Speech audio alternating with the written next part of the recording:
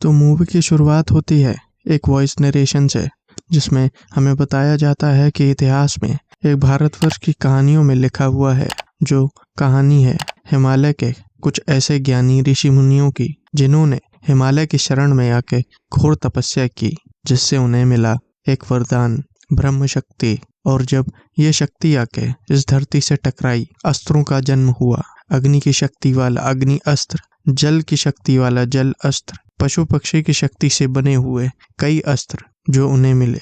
ऋषि की तपस्या अब पूरी हो चुकी थी, लेकिन फिर ब्रह्मांड चीख उठा, क्योंकि उस ब्रह्म शक्ति के अंदर जन्म ले रहा था एक आखिरी अस्त्र, जिसका नाम था ब्रह्मास्त्र, जिसके अंदर इतनी शक्ति थी कि वो दुनिया को बनाने और मिटाने की शक्ति रखता था। ऋषियों को लगा कि महाअस्त्र पे किसी तरह काबू पाना होगा, जिसके लिए उन सब ने मिलकर उस महान शक्ति को शांत कर दिया। लेकिन फिर वहां प्रकट हुआ सारे अस्त्रों का देवता ब्रह्मास्त्र। सभी ऋषि ने ब्रह्मास्त्र के सामने अपना सर झुकाया, और उस दिन से वो सभी ऋषि मुनि कहलाने लगे ब्रह्मानुष। और पीढ़ी दर पीढ़ी ब्रह्मानुष उस ब्रह्मास्त्र की रक्षा करते रहे। वक्त आगे बढ़ता रहा और इतिहास बनता गया। धीरे धीरे सभी इन अस्त्रों के बारे में भूलते चले गए। प्रेजेंट डे, आज हम एक लड़के को देखते हैं जिसका नाम शिवा होता है। उसे शायद पता नहीं होता कि उसकी आग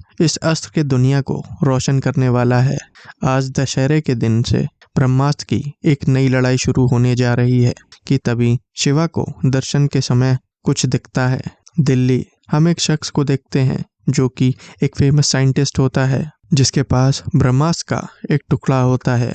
तभी उसके पास दो हट्टे कट्टे आदमी रफ्तार और जोर वहां पहुंचते हैं और वो साइंटिस्ट को बहुत मारते हैं। वो दोनों साइंटिस्ट के ऑफिस में कुछ ढूंढ रहे होते हैं, लेकिन उन्हें वहां कुछ नहीं मिलता। इतने में मोहन धीरे से अपना वानर अस्त्र निकाल के पहन लेता है। मोहन वहां से भागने की कोशिश करता है और हम देखते हैं कि उसके अंदर वानर अस्त्र की कई सारी असीमित शक्तियां भी आ जाती हैं। मोहन उन्हें बहुत भगाता है और हमें वानर अस्त्र का अल्टीमेट मोड देखने को मिलता है। मोहन अब वापस अपने घर आ जाता है, क्योंकि अब वहां कोई नहीं होता। वो ब्रह्मास्त्र के एक टुकड़े को, जो कि उसके पास छुपा हुआ था, निकाल के देखता है कि तभी पीछे से हमारी नागिन मतलब जुनून वहां आ जाती है। वो तुरंत आके मोहन को अपने जादू के शिकंजे में फंसा लेती है। वो कहती है कि रफ्तार और जोर को तो हरा सकते हो, लेकिन जुनून को नहीं। और जुनून मोहन के पैर से वो वानर अस्त्र निकाल लेती है और मोहन से वो ब्रह्मास्त्र को खुलवाती है और वो टुकड़ा ले लेती है। मोहन कहता है कि तुम अंधेरा ला रही हो, लेकिन रोशनी भी जरूर आएगी। इधर शिवा को ये सब चीजें दिख रही होती हैं। मोहन कहता है कि लेकिन जीत रोशनी की ही होगी, और जुनून उसे मार देती है।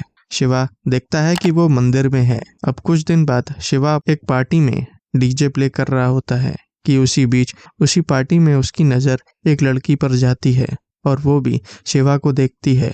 शिवा पार्टी के बाद उसके पीछे जाता है। वो लड़की ईशा एक लिफ्ट से नीचे जा रही होती है। तभी शिवा भी उसमें चढ़ जाता है और उसका सामना ईशा से होता है। वो उससे बताता है कि वो उसे अच्छी लगती है और वो उसका नंबर मांगता है, लेकिन उसकी फ्रेंड उसे वहां से चलने को कहती है, क्योंकि आज ईशा के एक फ्रेंड का बर्थडे होता है। ईशा अब शिवा को भी इनवाइट करती है, लेकिन उसे 12 बजे कहीं और जाना होता है।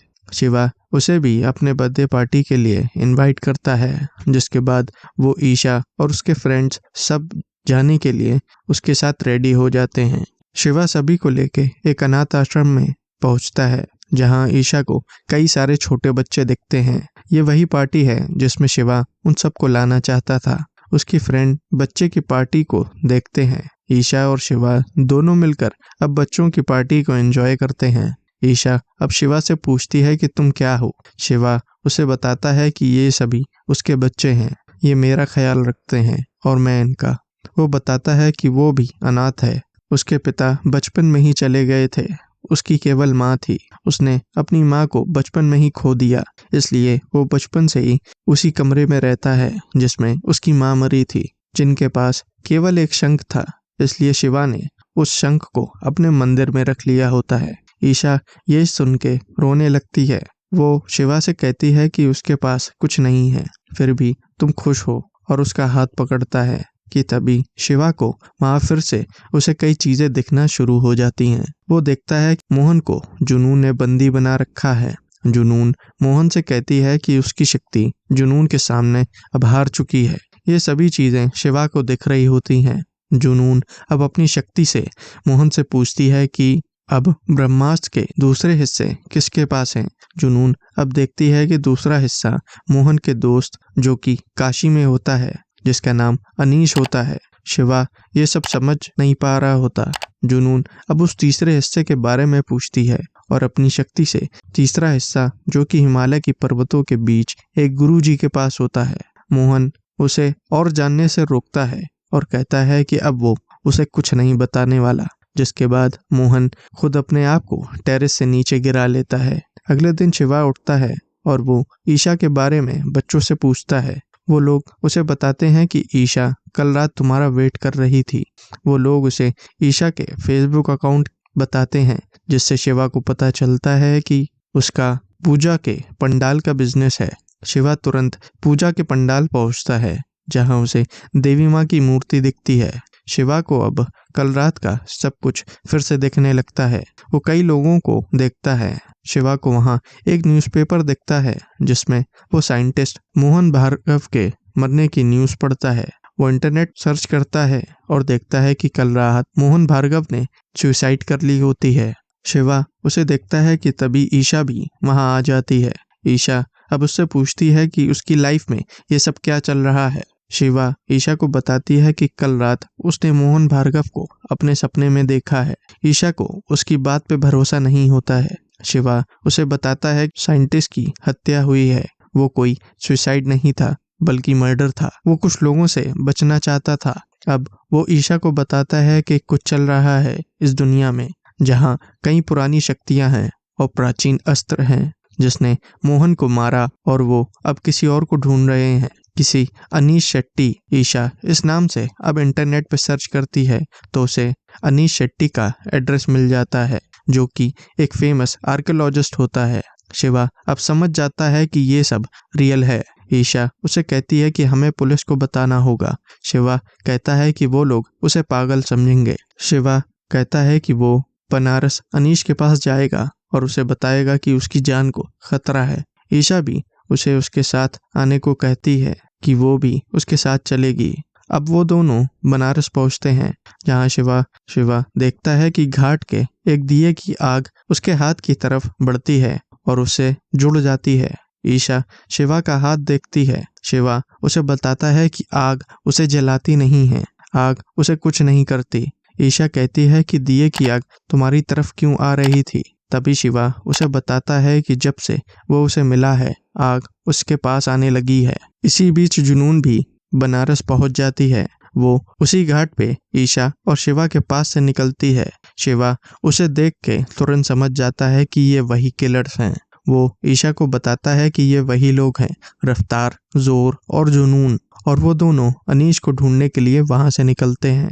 अब शिवा और ईशा अनीश को ढूंढने में लग जाते हैं। शिवा देखता है कि रफ्तार ऊपर बैठ के सब देख रहा होता है और उसके पास मोहन का वानर अस्त्र भी होता है कि तभी उन्हें अनीश दिख जाता है। वो दोनों अब जुनून से पहले उसके पास पहुंचना चाहते हैं, अनीश का पीछा करते हैं। शिवा और ईशा अब अलग अलग होकर ढूंढते हैं कि तभी शिवा अनीश को बताता है कि वो जानता है कि वो ब्रह्मानुष के मेंबर हैं और आपकी जान खतरे में है, हमें भागना होगा। इसी बीच हम देखते हैं कि ईशा अनीश को ढूंढ रही होती है और रफ्तार वहां आ जाता है। ईशा शिवा को आवाज देती है।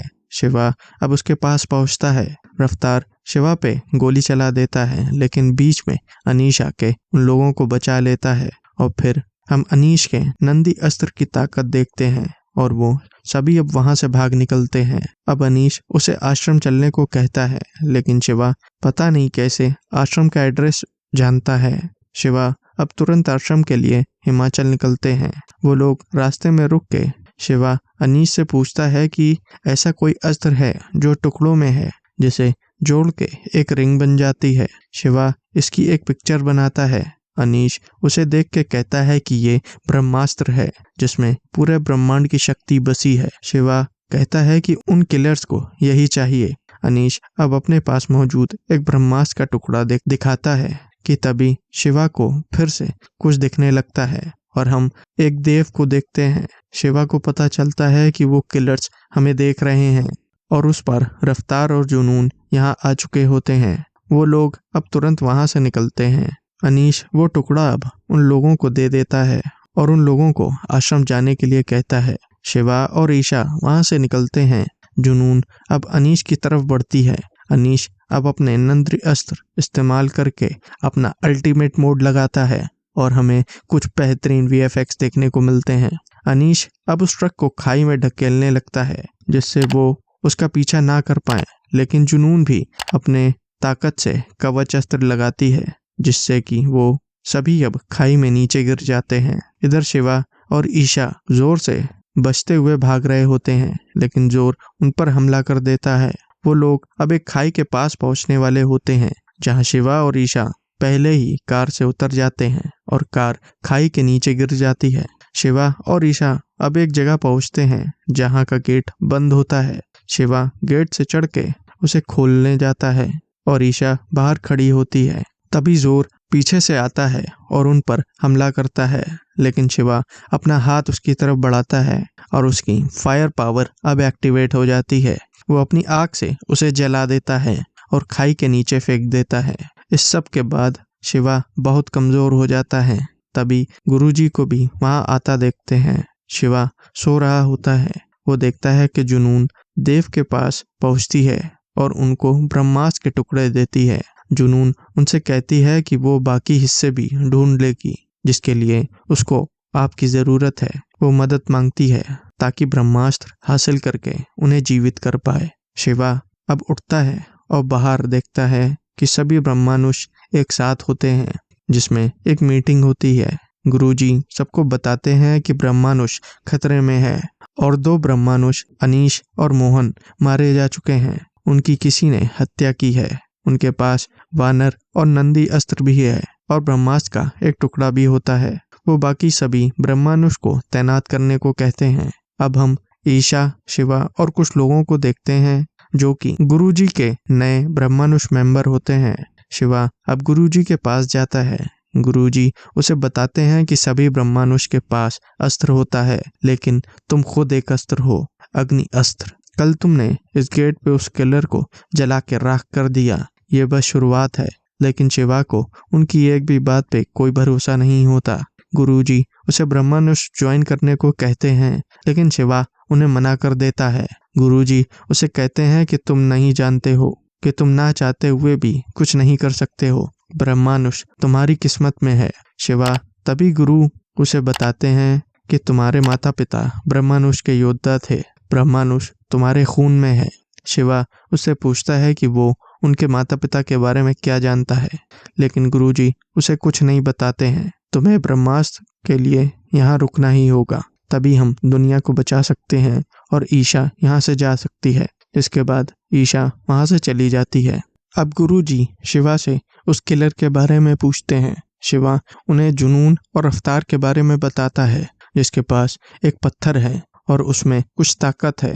वो बताते हैं कि जुनून का भी शायद कोई गुरु है। गुरुजी ब्रह्मानुष के नई मेंबर्स को अपने अस्त्र को कंट्रोल करना सिखाते हैं और उन्हें कई लड़ने की टेक्निक्स भी सिखाते हैं। वो शिवा को भी आग को कंट्रोल करना सिखाते हैं। शिवा को इसी बीच घर में अमृता और देव का नाम दिखता है। वो तुरंत ईशा को कॉल करता है और तभी गुरुजी देखते हैं कि अब शिवा की आग एक्टिवेट हो गई है। गुरुजी उसके पास आते हैं।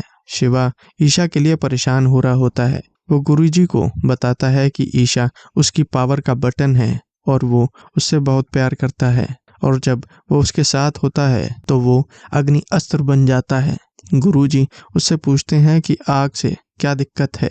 शिवा उन्हें बताता है कि उसकी माँ आग से जल के मर गई थी, इसलिए वो आग से बहुत डरता है। गुरुजी कहते हैं कि ईशा बटन है, वो तुम्हें आग से जोड़ती है और तुम आग से डरते हो। ईशा को चुन लिया है तो अब डर को भी चुनना होगा। जिसके बाद शिवा आग की तरफ हाथ बढ़ाता है और उसे कंट्रोल करने लग जाता है। वो धीरे धीरे अब अपनी ताकत और पावर्स को प्रैक्टिस करके और मजबूत करता चला जाता है, लेकिन शिवा चिंगारी के बिना आग नहीं बना पाता है। गुरुजी उसे एक लाइटर देते हैं जिससे वो एक छोटी सी लौ से आग बना पाए कि तभी उसी जंगल में हमें एक आदमी दिखता है जो उन लोगों की तरफ भागता है कि ब्रह्मानुष के मेंबर उसे पकड़ लेते हैं। वो वहां से बच के जंगलों में निकल जाता है। सब अब उसके पीछे जाते हैं। शिवा बताता है कि यह जुनून का आदमी था और उसके गले में एक पत्थर था। जिसके बाद गुरुजी ब्रह्मास्त्र का टुकड़ा दिखाते हैं। गुरुजी बताते हैं कि 30 साल पहले जब वो ब्रह्मानुष के शिष्य थे तब ब्रह्मास्त्र पूरा था और वहां था एक वीर देव। वो बहुत ताकतवर था। देव सबसे अलग था। उसे कई अस्त्रों की चाह थी। वो कई अस्त्र का उस्ताद बन चुका था, लेकिन वो राजा बना केवल अग्नि अस्त्र का। देव ने अग्नि अस्त्र को ऐसे जलाया जिसके बाद जिसका सामना कोई भी ब्रह्मानुष टिक नहीं पाया था। लोग उसे अग्निदेव कहने लगे, लेकिन अंत में उसे चाहिए था ब्रह्मास्त्र। ब्रह्मास्त्र को शांत रखना हमारा काम था, लेकिन देव ने ये नियम तोड़ दिया था। उसने ब्रह्मांश के लोगों को हराया और फिर ब्रह्मास्त्र जाग उठा। लेकिन फिर आई एक उम्मीद जिसने देव की आग को शांत किया और ब्रह्मास्त्र के टुकड़े टुकड़े कर दिए और देव की आग खत्म कर दी। वो एक ब्रह्मानुष थी, अमृता। शिवा को अमृता की वही नाव याद आती है, लेकिन इसी लड़ाई में वो तीसरा हिस्सा कहीं खो गया और देव और अमृता भी खत्म हो गए थे। शिवा उनसे पूछता है कि मेरे माता पिता की इस लड़ाई से पहले देव और अमृता का क्या रिश्ता था। गुरुजी बताते हैं कि वो दोनों एक दूसरे से प्यार करते थे। जब तक ये सब हुआ अमृता माँ बनने वाली थी।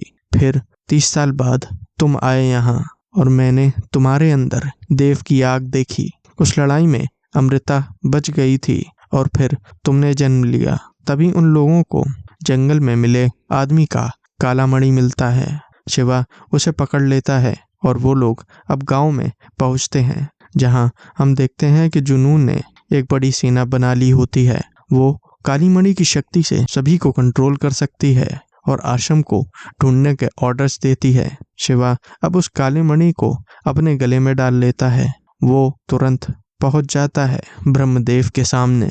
ब्रह्मदेव उसे पकड़ लेते हैं। तभी वो लोग शिवा को ऐसे देख के मणि निकालते हैं कि तभी जुनून को मणि से पता चल जाता है कि शिवा यहाँ है। वो अपनी सेना उनकी तरफ बढ़ाती है, लेकिन वो लोग वहां से भाग निकलते हैं। गुरुजी अब सब लोगों को आश्रम छोड़ने को कहते हैं कि ईशा भी वहां पहुंच जाती है।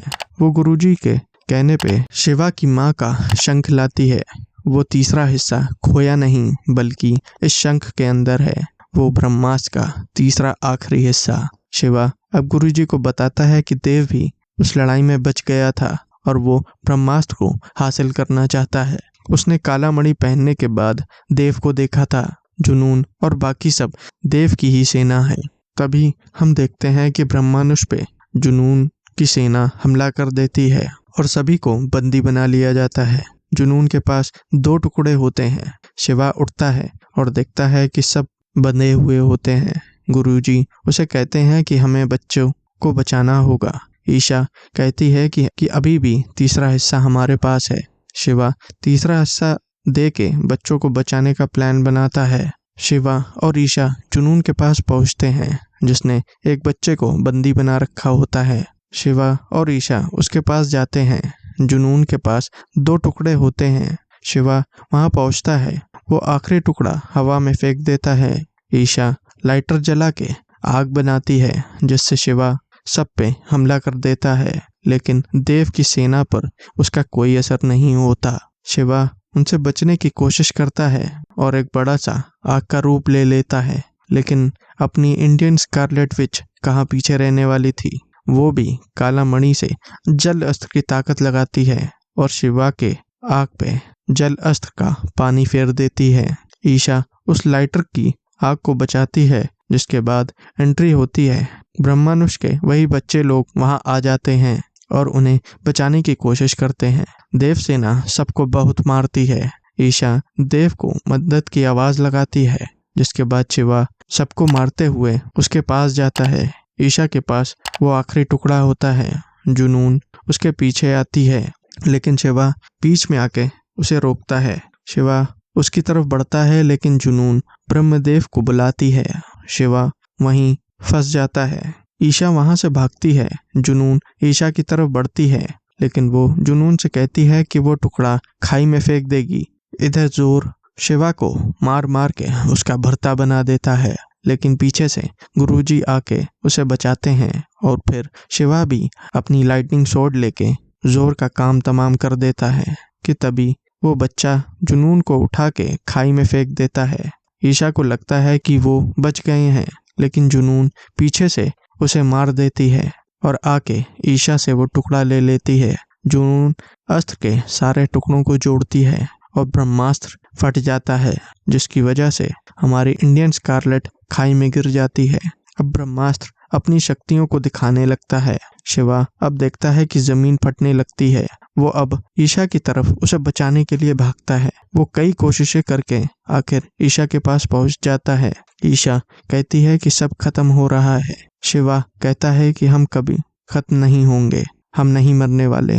फिर एक रोशनी के साथ एक धमाका होता है, जिससे शिवा ईशा को बचाने के लिए अपनी जिंदगी लगा देता है। ईशा भी शिवा का साथ देती है, जिसके बाद फिर शिवा बन जाता है अल्टीमेट पावर। शिवा अब ब्रह्मास्त्र की शक्ति को कंट्रोल करने लगता है। वो ब्रह्मास्त्र की ताकत को शांत कर देता है। शिवा के पास ईशा के प्यार की ताकत के सामने ब्रह्मास्त्र भी शांत हो जाता है। गुरुजी हमें बताते हैं कि प्यार से बड़ा और कोई ब्रह्मास्त्र नहीं है इस दुनिया में, और शिवा ब्रह्मास्त्र को अपने हाथ में ले लेता है। अब वो चिंगारी के बिना आग बना सकता था, और अब ये लड़ाई वो जीत चुके थे। That's all for today's videos। Video पसंद आई तो वीडियो को लाइक, कमेंट एंड सब्सक्राइब करें, ताकि आपकी कहानियों का सफ़र यूं ही चलता रहे। मैं मिलता हूँ आपसे अगली वीडियो में किसी और कहानी के साथ। Till then keep watching movies magnitude.